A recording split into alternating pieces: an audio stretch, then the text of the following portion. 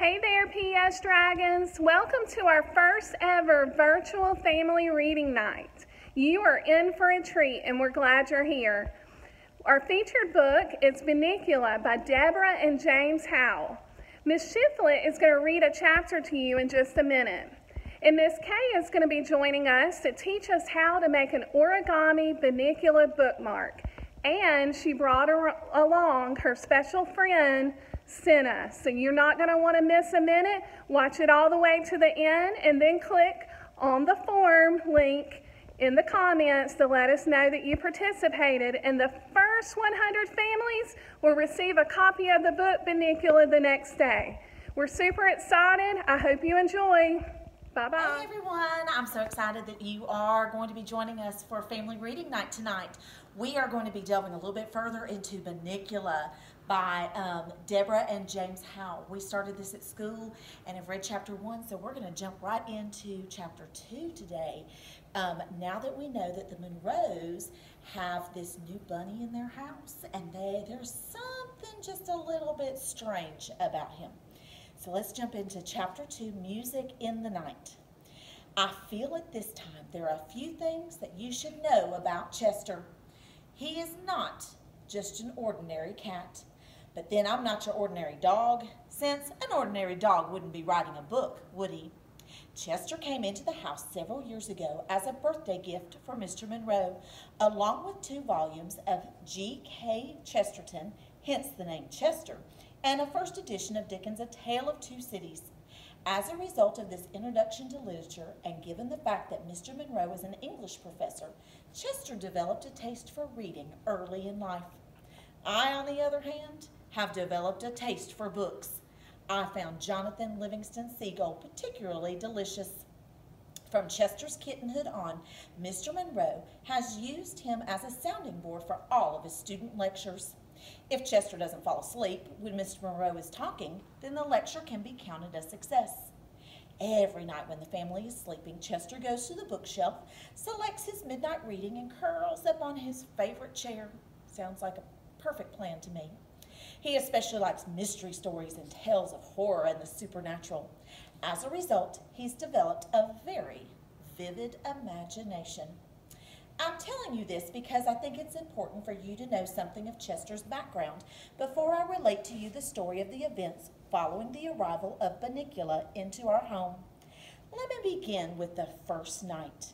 It seems that after I went to sleep, Chester, still stewing over the lost milk, settled down with his latest book and attempted to ignore the rumbling in his stomach. The room was dark and quiet. This did not prevent his reading, of course, since, as you know, cats can see in the dark. A shaft of moonlight fell across the rabbit's cage and spilled onto the floor below.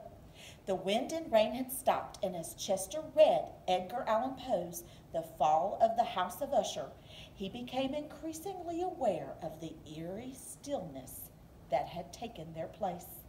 As Chester tells it, he suddenly felt compelled to look at the rabbit. I don't know what came over me, he said the next morning, but a cold chill ran down my spine.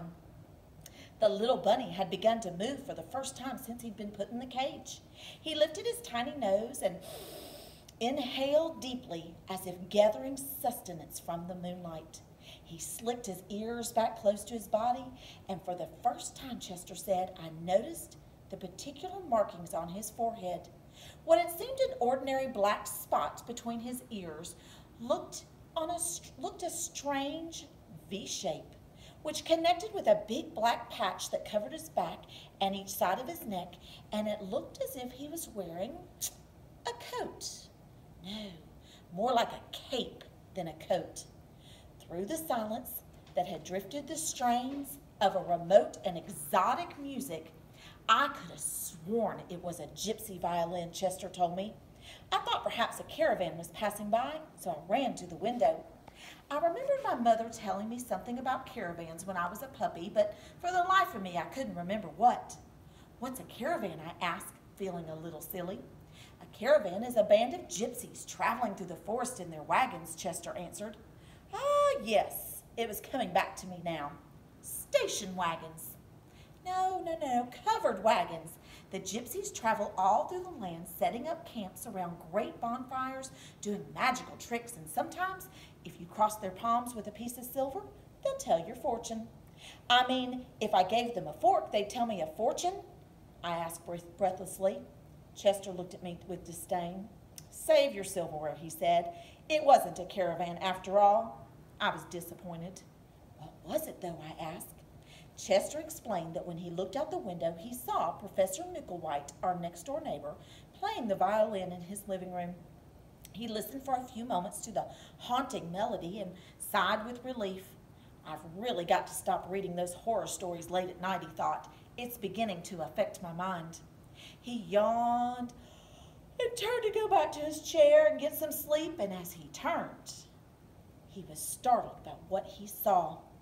There in the moonlight, as the music filtered through the air, sat the bunny, his eyes intense and staring, an unearthly aura about them. Now this is the part you won't believe, Chester said to me, but as I watched, his lips parted in a hideous smile, and where a rabbit's buck teeth should have been were two pointed fangs, glistening. And I wasn't sure what to make of Chester's story by the way he told it, but it set my hair on end. So if you want to continue reading the story, make sure that you fill out the form at the bottom, the link at the bottom of the page, and we will be sure to give you a book at school when you return the next day. All right, happy reading. Hey guys, this is Miss Kate. I was going to share with you a story that just happens to be the favorite of my little bunny, Senna, and that book is Bunnicula. So, my tip for reading, if you don't have anybody to read with, a great person to read with is your pet. I've read to my pets, and they love it. So, stay tuned, and we're going to show a way to make a small craft project. Origami Bunnicula. Hey guys, so tonight we're going to do the craft section of the Bunnicula reading night. So this is what you're going to need: a sheet of copier paper, a pencil to draw with, something to color with. I like to use a Sharpie. You'll need some scissors, and you'll need something to either tape or glue, like a glue stick or just a small piece of tape. So my first step is with my paper. I only need half of this piece of paper. So I'm going to go ahead and I'm going to take and fold it in half. And then I can either use my scissors and cut it in half, or if I don't have scissors, you can do the same trick that I've shown you in art class, which is you really do a good crease, fold it back and forth, and then either cut it, or if you hold it, you could actually tear this paper in half. So now you have two pieces of paper, and you can either make two of the bookmarks, or you can share it with a family member and let them make a bookmark. So anytime we start with origami, we want to make sure we start with a square. The easiest way to make a square is if I take this corner and this side, and I fold it up, just like that. I'm going to go ahead and crease it really nicely. And then I cut this section away, or I can fold it like I just showed you. Now, you do not want to throw this little part away, because that's the part we're going to be making the ears from. So I'm just going to set it to the side. So if I open this up, I have my square, but we're going to start by keeping it in a triangle. So our first fold we're going to make is we're going to take this point and match it up with that point. So I'm just going to carefully match it up. I'm going to take and I'm going to press that down really well. So you can see that I've pressed down one and it matches up to the top. Now I'm going to do it with this side. You really want to make sure you don't overlap and make sure those points really match up.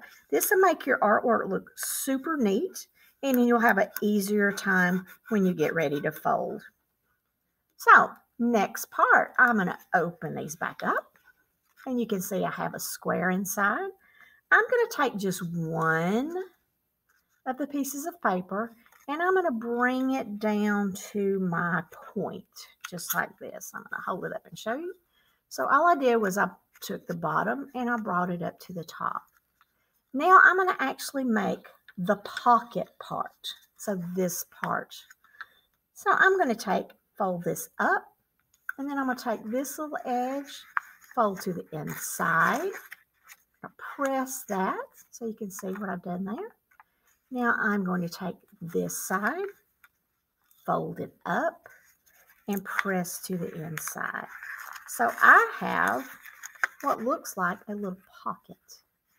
My trick and tip for this is to take and lay it on my table and really go over and press those seams really, really good. So my next part I'm going to do is I am working on making a Bunnicula bookmark. So the next part I'm going to do are the ears. So I'm going to take and fold my paper in half because I want those ears to be the same. And either I could draw my ears and then just simply cut them out. So I'm just going to take my time. I'm going to cut around my shape. And then when I separate them, I end up with 2 bunny ears. So what I'm going to do is I'm going to take my corner, I'm going to flip it over, and I'm either going to use my glue stick or my tape. And I'm going to go ahead and just put my bunny ears on the back, just like this. Now, when you flip it over, your bunny is ready to decorate. So what I've done on my Bunnicula is I added a nose, I added the eyes, the cheeks, and of course you can't forget to add Bunnicula's little fangs. You could add other things like I added a carrot, and then I took my markers, crayons, colored pencil, whatever you're having, and color it, and you're done.